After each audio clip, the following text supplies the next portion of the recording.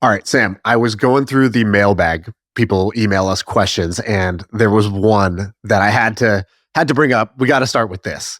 So here's the email.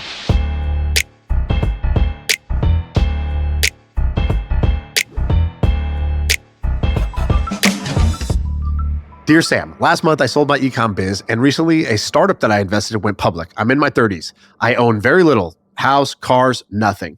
I have 53 million in cash sitting in my bank account, but I'm not sure what to do. If I do something, it needs to be big. I'm torn between a few options. Just put it in the SP 500 and move on, get into real estate, trying private equity, chasing $1 billion idea.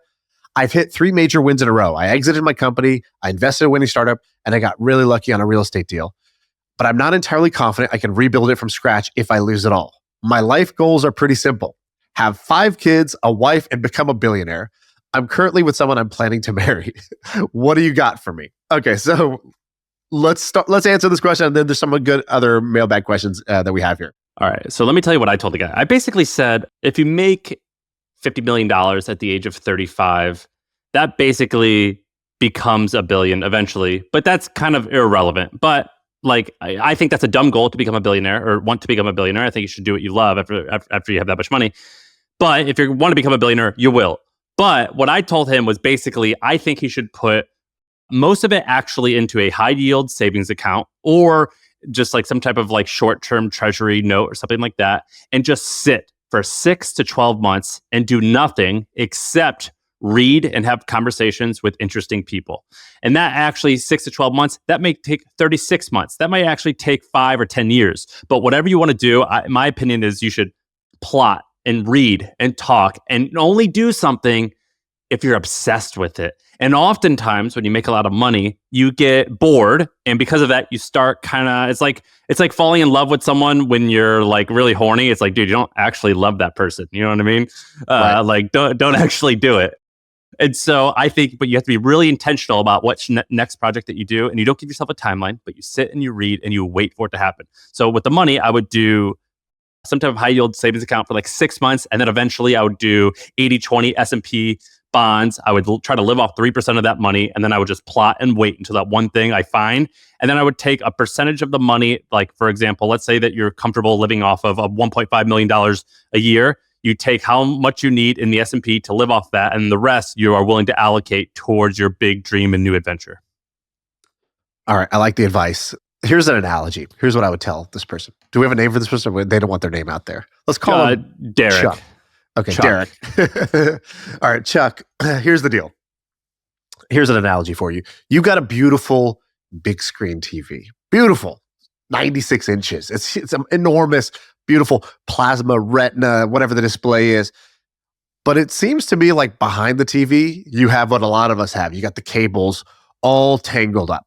And the reason I say this is because you asked one question that's actually 5 questions probably in one. So let's separate out. Let's start to pull the tangles on these cables that are stuck behind the TV. So one cable is, what do I do with this cash? Meaning, I've got cash sitting in an account. Should I just leave it there, or do I do something with this money? There's another one, which is, what do I do with my time?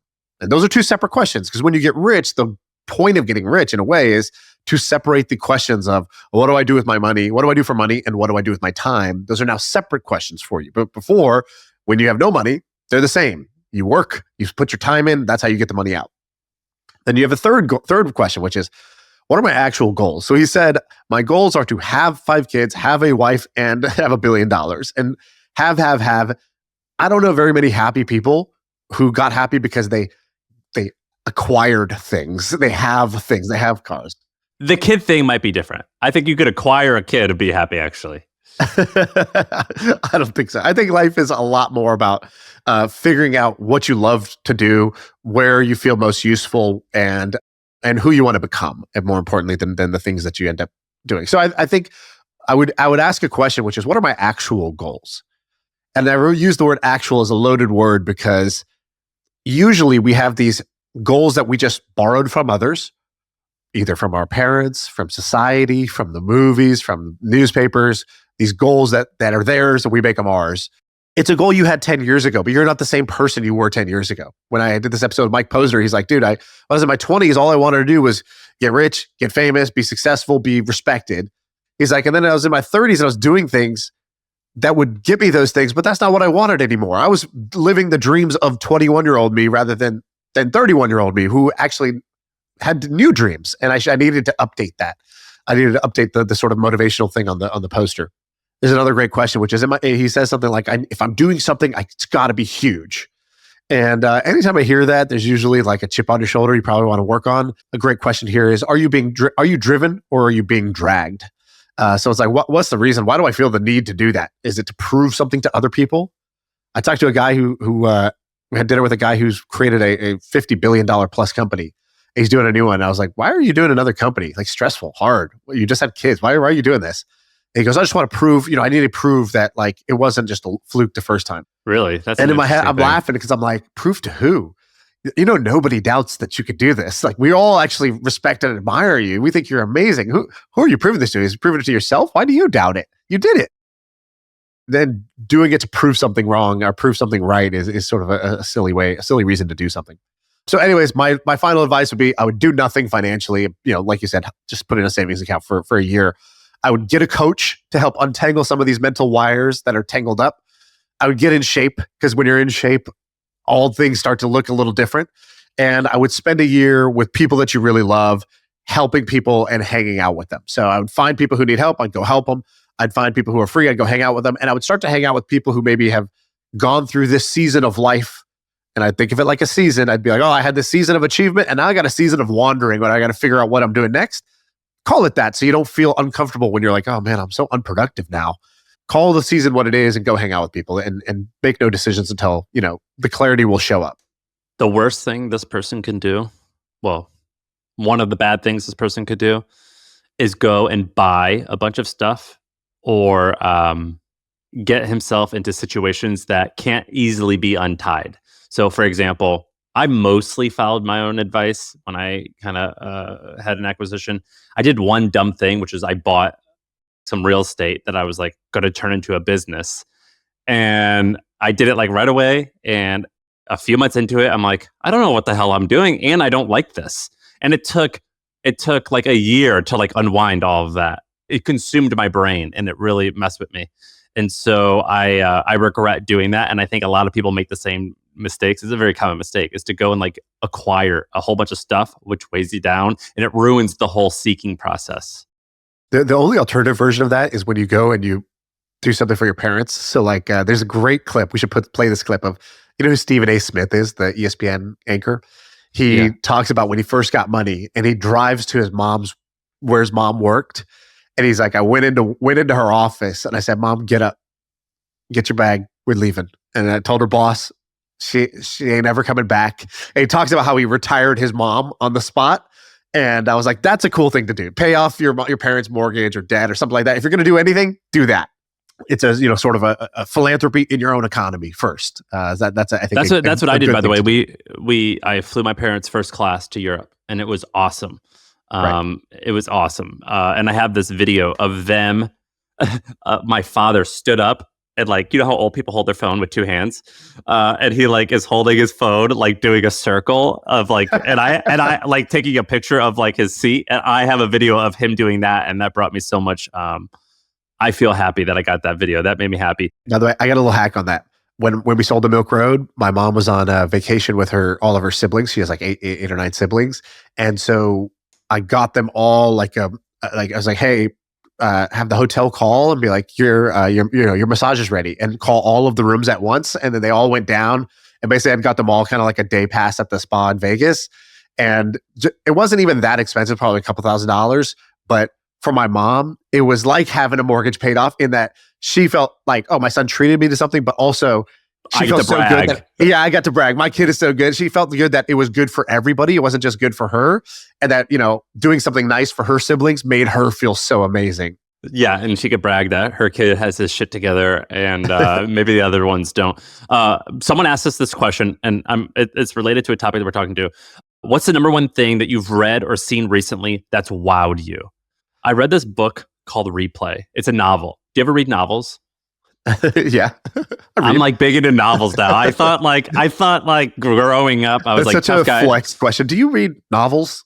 Like, Well, not even dude, just do you I read didn't read books, do any you of read them. novels. Like, I was scarred by like grade school or middle school of like having to read novels I don't like, and then I got into the business world. I'm like, oh, we only read like Peter Thiel books. We don't Right. read we don't read this nonsense. And then now I've fallen in love with them. So I love novels. I read this great book called Replay by Ken Grimwood. It's about this man who basically dies at the age of 35, and he consistently relives his life over and over and over again. And it's like he does everything that you would do if you could replay your life, which is like, what would you do? You would like get rich by buying stocks. You'd probably like try to get a ton of girls, whatever. But he is able to talk to his parents again when they were alive. And I read that book recently, right when I got to that part where he talks to his parents who had died. Now he's reliving his life again. He's able to see his parents. It made me very emotional. And I called my parents. I go, hey, November like 4th, what are you doing? Cool, clear your schedule. And so we're taking a big like lavish trip together. And so that's awesome. This book made a really big impact on me because it gave me this idea of like in 30 or 40 years, however long it's going to be, when my parents are no longer alive or whatever the situation is of like, you cannot do in 20 years what you can do today. Well, I have regretted, not taking advantage of that period. And so I had made a list. I'm like, here's all the things that in 20 years I'm going to regret. I'm going to go and just get it done now. And so that book had a big impact on me. Oh, that's great. I'll give you a couple. Chris Williamson put a little screenshot essay up that I really liked. And he called it, I forgot exactly what he called it, but he goes, type A people have type B problems. And type B people have type A problems. So what is he describing? So type A is like the achiever, the obsessor, the kind of like high functioning ADHD or high functioning, high anxiety person, which is a lot of people who we know, probably a lot of people who listen to this podcast. It serves you really well. You get great grades, or you'll be successful in your career because you're so like type A about it. But you suck at just relaxing, chilling, enjoying, slowing down, being grateful, being in the moment and not thinking constantly about planning for the future or assessing the past and just being there. And he goes, then there you have the type B person who we all characterize as like the guy who's they're just walking around, wandering through life, sniffing flowers. Like, dude, you're not getting ahead. Where's your savings account? What's your plan? How are you going to get ahead? You don't have all your ducks in a row. What you're missing out. And, society basically, we reward the type A's who, even if you're high type A and you suck at type B, it's like, okay, it feels like you could always catch up, even though in reality you can't. And the type B person, we sort of look down, they almost seem lazy in a way. It's like, why aren't you getting your act together? What do you okay, you're prioritizing your happiness too much almost. You should be productive right now. And I thought it was so true that people fall into these buckets as a cliche, as an oversimplification. And it really highlighted to me how undervalued type B people are. And I have a few type B people in my life where if you look at their resume or you look at their series of accomplishments or how they spend their day, and it just feels like, wow, you're behind. And then when you hang out with them, you're like, wow, you're ahead. You're the one who's got this thing figured out.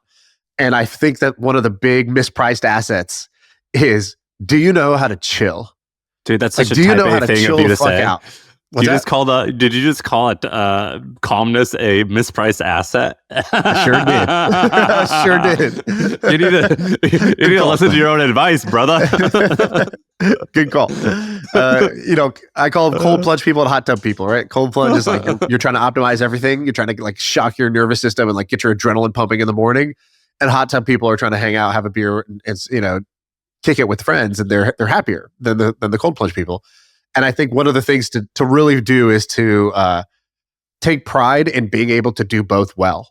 Like instead of trying to be a high achiever, working on being able to shift gears and be able to have both gears and be able to do both well. When did you see this post? Because like a lot of times people ask us these questions, and it's just almost the most recent thing. It's always the most recent thing. Yeah, this was last night.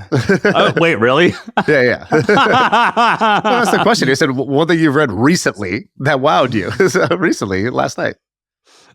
Which is because I try, like you do something interesting. So whenever you go like to some conference or anything, you're always like, I took these notes on like lessons I learned. Yeah. And I suck at that. And so I was curious if this is something that you like saved from a year ago and you're still contemplating.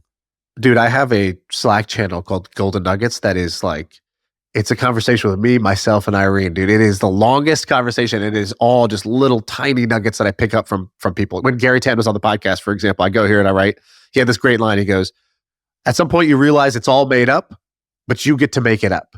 I was like, man, that's just such a powerful, simple way of explaining a lot of life. It's all made up. These are all stories we tell ourselves. The rules are made up. But like, you get to make it up. You get to make up your story you tell yourself and about the world, about how your life's going to go. I think Gary Tan was a top 10, maybe top 5 person we've ever talked to. Yeah. Well, that's a good question, because one of these in here, let me find it. Here we go. Jason from Detroit wants to know a similar thing. He says, fellas, I was looking at the numbers recently. You've hit 600 plus episodes, 100 plus guests. I have to ask you, who is on the Mount Rushmore for MFM? The number one thing you learned from them. And P.S., I don't want to hear, I love them all. I can't pick favorites. I need you to Deion Sanders it. P.S. Did you know that Deion Sanders publicly ranks his kids? Check it out. And he linked us to an article where Deion Sanders is ranking his kids. Shiloh has moved up. Dude, Deion Sanders Jr. is number 1. Yeah, as he should be. That's insane. Poor DeAndre Sanders, number 5. What? Shador Sanders, who's the quarterback of his team, number 4 on the number 4 out of 5. Not doing so hot.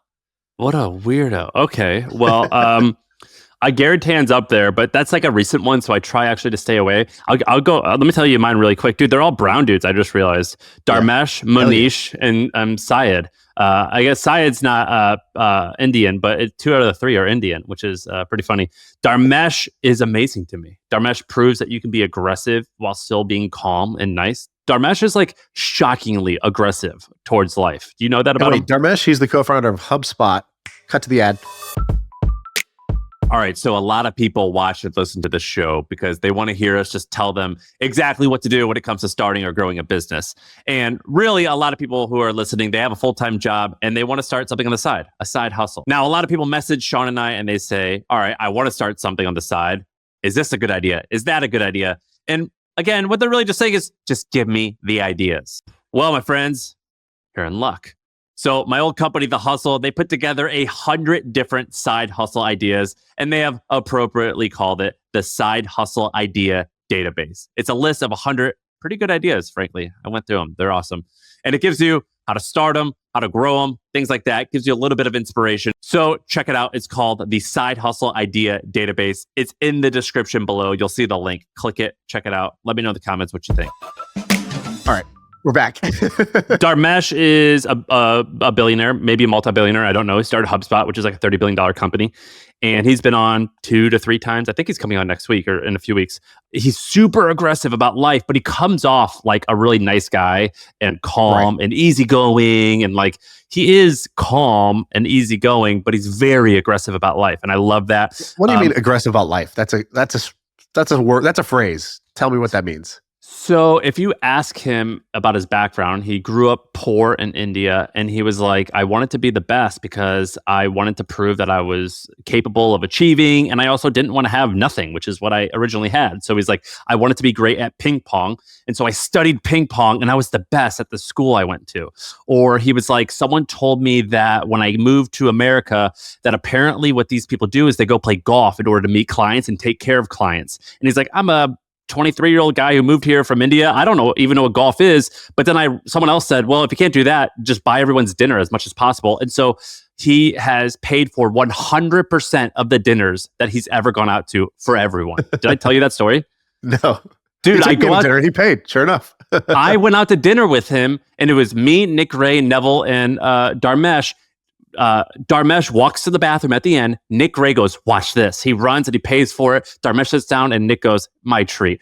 Dharmesh stands up. He goes, this is unacceptable. I'm sorry. I can't. Well, hold on. I'll tell you in a minute. And he runs to the back of the kitchen. He makes him refund Nick Ray's credit card, and he gives his credit card. And he comes back. He goes, let me tell you a story. You know, when I came here from India, I didn't know how to play golf. Someone told me to buy dinners. So I committed at that age of 22 to 100% of the time pay for everyone's dinner. And I have done this. So maybe he's 55 now. He goes, I've done it for 25 plus years. And so by you paying for dinner, I will not allow you to break that thing. And I go, have you really done it? He goes, dude, I've done it so much that one time I went out to eat with just like me and Brian of HubSpot. And like, apparently there was a company there at a company outing who saw us and bought our dinner as like a thank you because we use HubSpot, whatever. And so Darmesh was like, I didn't have that much money, but we were kind of new, but we paid their 15 them the next morning. He goes, we paid their $15,000 dinner bill because I refused to have that streak broken. And so Darmesh is very aggressive about life. He wanted to teach his kid how to program. So they made an online video game that, makes $1 million a year or something crazy. Like it's like hugely popular. He's very aggressive about life, but if you go and hang out with him, he's gentle, he's soft. He'll let you do all the talking. And so I would say Darmesh is one of my biggest inspirations. What about yours? Classic gentle giant. Hard to pick. It's funny though, my Mount Rushmore of guests has really nothing to do with their episode. And it's just what impression they left on me or what I took away from them that may not have even been a remarkable episode. Maybe they didn't tell the best stories or have the best ideas right off the bat. So here's a couple of mine. Mine all fall into the bucket of people who are playing their own game. So I really, really admire, probably more than anything else, somebody who takes the time to define how they want to play the game of life, what their rules are, what their goals are, what their code is that they live by, and then, of course, succeed in doing it. And the result is that they are both happy and successful because, one without the other is sort of the ultimate failure. Ryan Holiday comes to mind. I don't even remember. I couldn't tell you one thing he said when he was on the podcast. Dude, Ryan's cool as shit. Since then I followed Ryan, I was like, man, I really appreciate this dude. I think the only thing I remember on the podcast, I told him, I go, you are one of the, they call them like mentally well or something. I was like, you seem like one of the most well-balanced, like grounded people that's ever come on this podcast. You just seem like genuinely happy and content. And it just comes through in his vibe. For example, instead of getting money and being like, now, how do I, like the question we had earlier, how do I parlay this into a private equity thing and make more money off of it? He did the thing that he really wanted. He bought his own bookstore and made an awesome bookstore. And he's like, a bookstore is a terrible investment. But like, he bought a bookstore. At the top, he built his office. At the bottom, he's got a bookstore. Why? Because he absolutely loves books. He loves the vibe of a bookstore. So every day, he gets to bask in the glory, the vibe of his investment. Whereas I put something in the stock market, it's just a number on the screen somewhere. And there's these clips of every time he has somebody come on the podcast, they record upstairs, and on the way out, he just starts handing them books. He's like, have you read this? They're like, no. He's like, oh my God, you got to read this. Here, let me earmark the page where you're going to love this book. Okay, this is their famous book, but actually this book is better. And he just leaves them. They walk out like it's a library and they got like, 6 books. And I just love Ryan Holiday's approach. He did that with me, and I think it was literally $1,000 of books. Right. Like it was like a year's worth of reading, but he's the man. I don't know him too well, but he's got his ranch, he's got his family, he spends his days doing what he loves, which is reading and writing and exploring ideas. He's tremendous. Everybody I know who's met him respects him, and it just seems like he's living life on his own terms. He's not playing somebody else's game. Do you know how many books he's written, by the way? How many books he's published? I would guess like 7 or 8. 15. Yeah, he's prolific. And he writes a daily email. I don't know how he's like this prolific. He's the man. My buddy Billy works for him, and you can get a good sense of how somebody is when you talk to somebody who works under them and has for years, and he's got, nothing but good things to say. So anyways, Ryan Holiday's up there. Jesse Itzler was kind of like that. I really admire this dude's variety. So doing, from rapper to starting a jingle company and selling that, to starting a private jet share company and selling that to Warren Buffett, to creating a coconut water brand, to creating now a pickles brand, creating a running brand. But he just takes the things he loves. His business is him pushed out. He loves running. He creates the running club. He creates the Everest thing where you run up and down this mountain until you've ran as many miles as Everest. He just seems to have taken his passion, and instead of wearing his heart on his sleeve, he just like manifested it through the world of business. I think that's really cool. Creative dude, seems like a lot of fun. And I like some of his other things, like having a misogi for the year, or how his little 3 C's thing that I stole, where he's like, yeah, every day I take 10 minutes and it's a compliment, a congratulations, or what's it called when you like consolation for somebody when they've gone through something. Yeah. He just thinks of who in my life deserves one of those right now, who deserves some congratulations, a compliment, or being consoled. And he texts that out. It's a very easy way to build amazing relationships in life. I'm doing his it's called 29029. It's the Everest It's Everesting. You doing it? I think.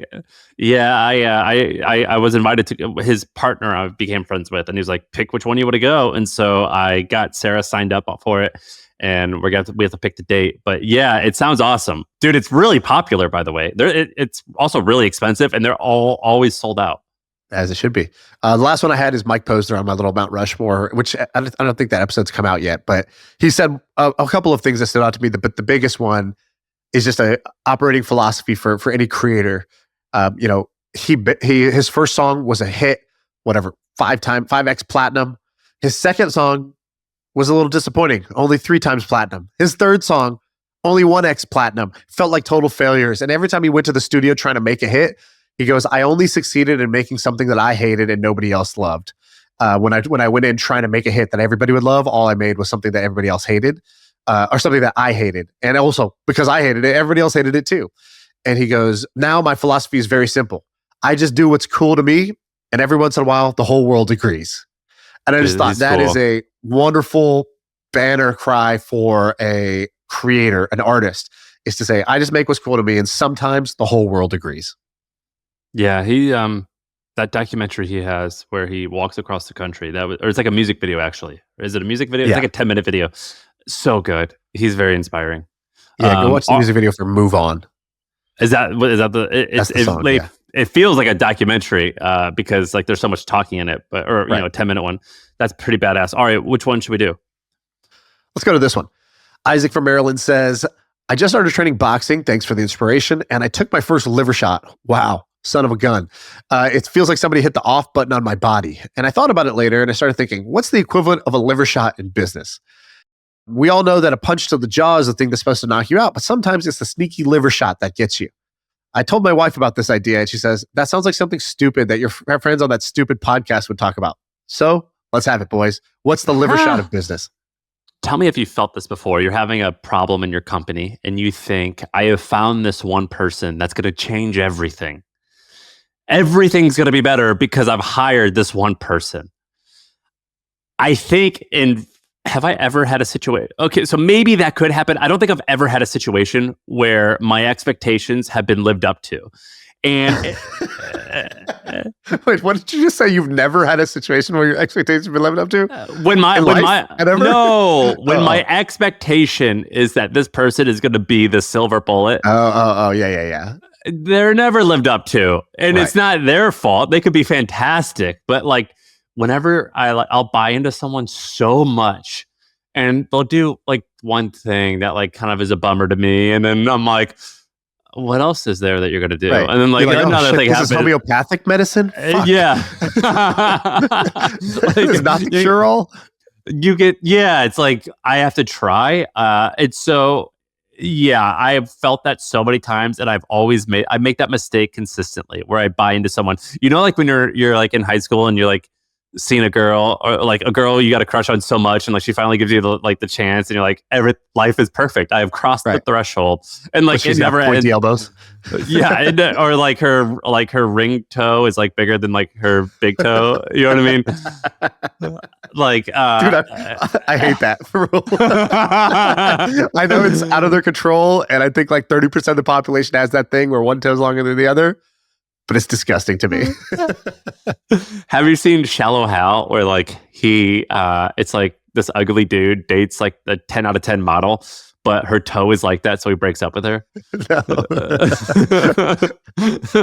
Only on this podcast will you get a Warren Buffett quote and a Shallow Hal quote within 5 minutes. Do you know who makes an appearance in Shallow Hal is Tony Robbins. Tony Robbins. He's like the whole point in the movie. Like he convinces Jack Black to only see people's inner beauty. So now he only sees people.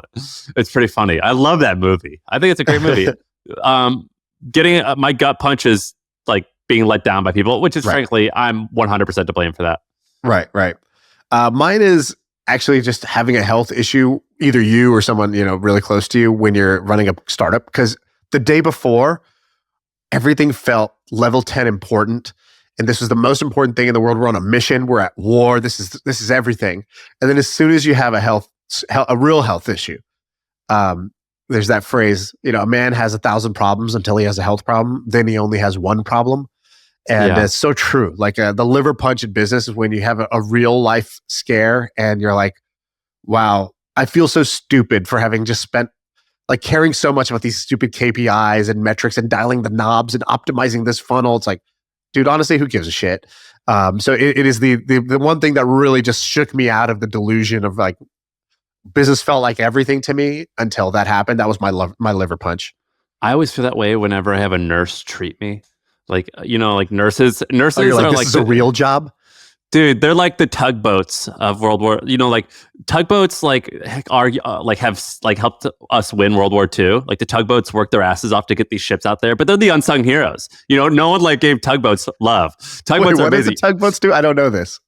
So during World War II, we were like building ships like crazy. Or I'll give you a better analogy. 9/11. During 9/11, you know what a tugboat is? Like a Not tugboat's really. like Is it a tiny boat that pulls so boats? when you let's say you have a cruise ship. When a cruise ship comes into a relatively small place, like for example, when a cruise ship is going to dock in San Francisco, you need a tugboat to go out and get it and like drag it and place it perfectly where it goes. But they've been the unsung heroes for many occasions. So for example, during World War II, we were building ships like crazy and getting them out there. These fucking tugboats were working their asses off, and they like and like the tugboat operators were like performing miracles. Same with on 9/11. On 9/11, it was like the tugboats that were getting people off the island of Manhattan to like Brooklyn or whatever.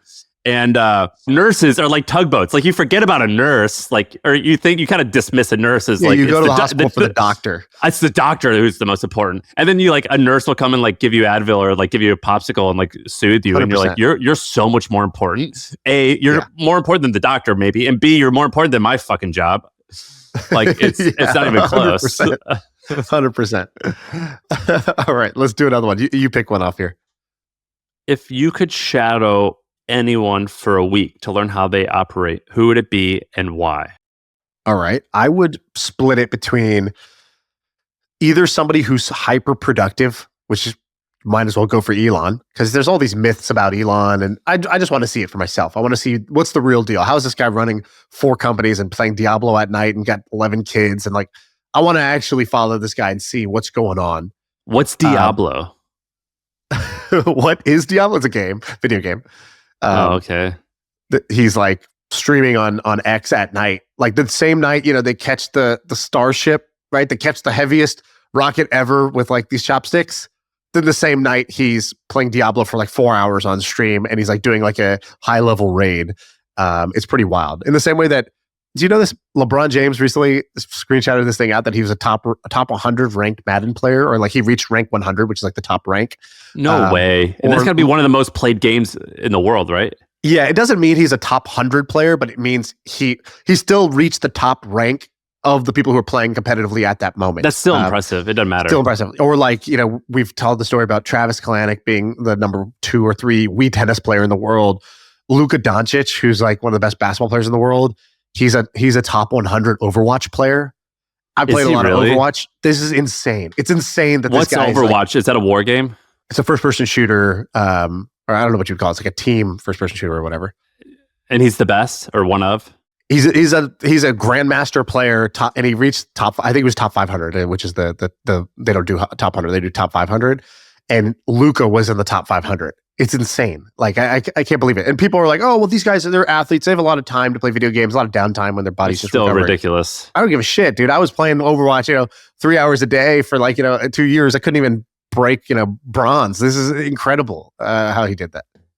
I think I want to. All right. So, did you read that New York Times article on Alex Karp? I didn't read it actually, but a bunch of people recommended it. What did it say? So he's the CEO of Palantir. What did it say? Alex Karp is the CEO of Palantir. Palantir is like almost $100 billion company, and they're kind of controversial because they typically have a libertarian to Republican lean culture in Silicon Valley. That's like not common. And he's also like a freak. And so he's a freak because he grew up like in Germany, I believe. And he says ridiculous stuff. So he's like, I've got I think he said, I got a Jewish mom and a black dad. I can get away with anything. Like he says like silly things like that. Right. Or he'll be like, the only time I'm not, he said this on like a quarterly earnings call. He's like, the only time I'm not thinking about Palantir is when I'm out cross country skiing or having sex. Like he just like kind of like says like ridiculous stuff like that. But he's just like a weirdo. And I really like this. He was raised in Germany. He went to school as a philosophy major. Peter Thiel and him used to argue all the time and debate. Peter Thiel's right of center, Alex Karp is left of center. And so they had opposite politics. And he said in the article that they would argue like ravenous animals. And because of that, they fell in love with each other. And Peter Thiel and Joe Lonsdale came to Karp with this idea for Palantir. And he was the perfect person to lead and run the company. And so he just tells like 25 years of stories in the New York Times article because this is his moment. The company's 25 years old, but they are finally like the top dog. And he tells all these crazy stories and he's just quirky and weird. And I love that. The article starts, Alex Karp never learned to drive. His quote, I was too poor and then I was too rich. The picture is him wearing pink socks at his New Hampshire home, just like sort of sitting in his... Everything about him is weird. Everything you just said about that is like different and strange. Keep going. I'm Jewish, racially ambiguous, dyslexic, so I can say anything. Yes. Okay, wow. He's just quirky, man. He's really funky. So you want to follow this guy because you think he's a genius, or you just think this guy's a weirdo and you just want to see it up close? All the above. And he's living in his own world. I have friends who report to him at Palantir, and they love him. Like, this is one of those stories where you said similarly to Ryan Holiday, where you talk to people who work for him, they all love him. They have jokes, and I think they reference it in the article. They call him Papa Karp or Daddy Karp. Like, they like revere him like this wise, like sage guy. Yeah, okay. This guy's pretty fascinating. Okay, so Alex Karp would be your pick? Easy. Nice. I would either do someone super productive like Elon or somebody super creative like the creators of South Park. That documentary, 6 Days to Air, is one of my favorite miserable life things to watch. How hard is that life? I don't want to be either of them. Both of them play the game on absolute hard mode. But if you're if I want to break my frame, I'm not going to hang out with people who have exactly kind of like what I feel comfortable with. I want to hang out with people who play the game at level 12, so I know what the hell level 12 is. And then I'll dial it back to 8 or 9, which is where I like to stay in that range. But you don't even know what an 8 or 9 is unless you've seen what the extreme is. So I want to see the extreme of productivity in the extreme of creativity. Yeah, man, that documentary is amazing. Basically, for those who haven't seen it, I think it's on YouTube for free. South Park, which has been around for 25 years, it's basically two guys, Matt and Trey. They come up with an entire 30-minute episode in 6 days. So from idea to it being live is 6 days, and they do that every single season, and they've done it for 25 years. Which is unheard of. That timeline is unheard of. Most animated shows would be like, sort of like it's like a Family year, Guy is 9 months. 6 to 9 months, 12 months. That's like normal. 6 days just breaks your brain of how do you do that? And the way they do that is it's like Monday, we're pitching ideas, and then we grab the idea, the animators start drawing, we go into the studio, we start doing the voices so that the animators have the dialogue, we're working out the jokes as we go. It's crazy. They also do that with SNL. By the way, I saw this interview with him recently, so I don't know if you will know this, but I lived in Denver, and that's where they're from, and there's this restaurant that's famous there called Casa Bonita. Do you know about this Casa Bonita story? Dude, they bought it, and it's amazing. Well, do you know what it is first? Was it like, I know it's in this TV show. I watch the show all the time. It was a joke in the show where it was like Cartman wanted to go there, and there's like, it's like, is it Mexican, I guess? And there's people jumping off like cliffs into pools, and there's like all you can eat Mexican food. Imagine you walk in to the biggest rainforest cafe you've ever seen. So you walk in and it feels like you're in a cave or some kind of like treasure hunt sort of situation. But so it's part rainforest cafe on steroids, part school lunch, because you just grab a tray and you walk down this, it's like IKEA. You walk down this path, and then there's like these lunch ladies just putting slop on your tray. And the slop is the worst Mexican food you've ever had in your life. And then you get out till you finally exit the maze where you got your slop on your tray, and you sit down, and now you're at like this table, and it's this huge restaurant that has these like a giant indoor waterfall. And then there's a whole show that happens with cliff divers, and they're diving into the water, and it's like a little play that's happening. So then you get Broadway. So you get Broadway, the Rainforest Cafe, and like the craziest prison lunch you've ever had. It's like an experience. It was dying, and I guess it's like a staple for anybody who lives in that area. It's like a thing. And you knew if it ever died, it would never come back, because the whole idea didn't even make sense in the first place. So they bought it for like, I think, a couple $1 million. And the guy said, he goes, so you've since had to invest in like kind of turning it around. I saw this. And he's like, yeah, I invested a lot of money. He goes, how much did you invest? And he goes, We put in about $40 million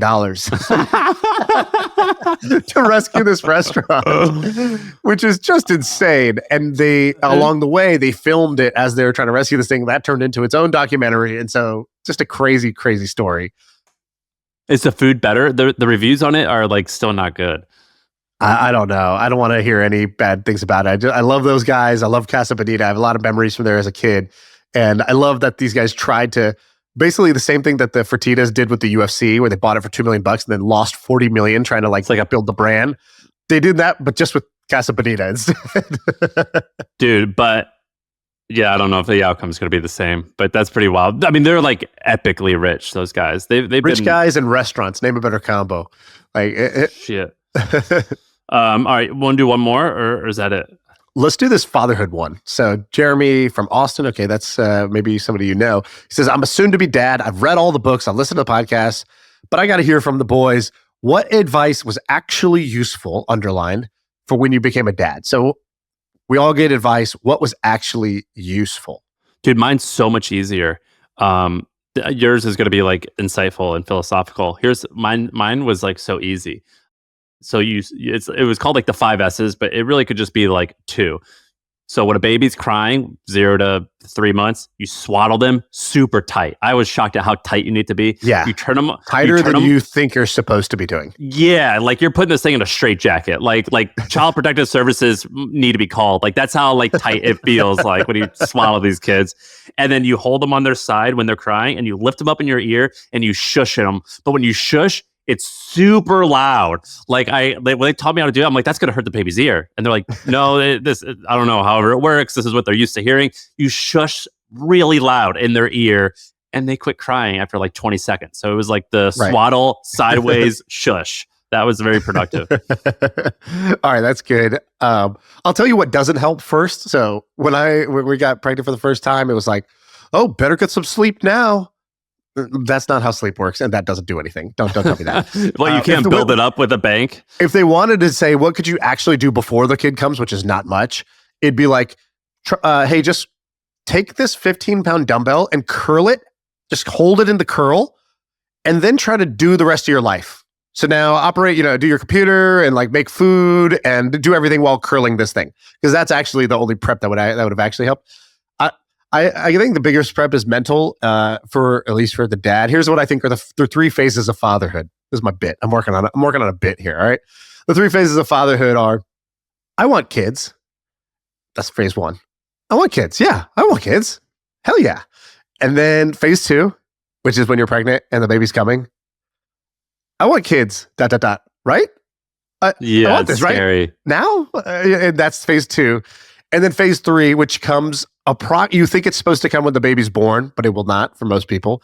It comes like 12 to 18 months later, is I can't live without kids. And then that's where you will get to. That's the 3rd phase. It does come, have faith.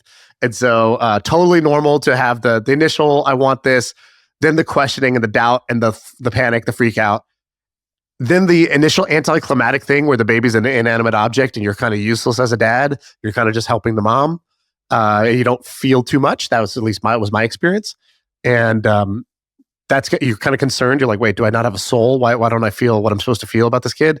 And then at sort of 12 to 18 months, once they start to like smile and laugh or, crawl, like do things like that, then you're able to, then it turns around and you're like, I can't imagine life without kids. I probably spoke to 30 guys before I had my kid. And I was like, what should I expect? And I asked all of them a very like blunt question, but they all understood what I meant, which was, did you love her right away? Or did you love the baby right away?